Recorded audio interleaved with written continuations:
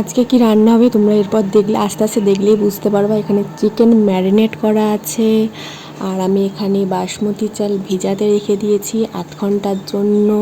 আর এখানে আমি বেরেস্তাটা ভেজে নিচ্ছি।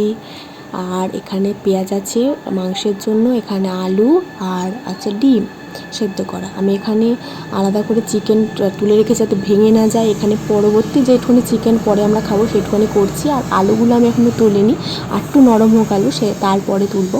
আর এখানে আমি ভাতটা হতে বসিয়ে দিয়েছি। আর এখানে কিছু গরম মশলা আমি আগে জলের মধ্যে ফুটিয়ে নিয়েছিলাম আর তুলে রেখেছি, নয়তো পরে না বাছতে খুব প্রবলেম হয়। আর আমি এখানে সব কিছু রেডি করে রেখেছি। দেখে তো বুঝতে পারছো যে কী হবে। আজকে হবে বিরিয়ানি। তোমাদের কার কার বিরিয়ানি ফেভারিট তোমরা সবাই কমেন্ট করবে। আর আজকে হচ্ছে হোমমেড বিরিয়ানি, পুরো বাড়ির মতো, এত টেস্টি হয় বলার মতো না।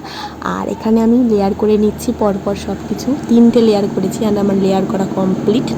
আমি এবারে 4-5টা আটা দিয়ে ঢাকনা দিয়ে আটকে নেব। আর আমি এটা জলের ভাবে করি, আমি উনুনের ওপরে বসাই না, জলের ভাবে করি।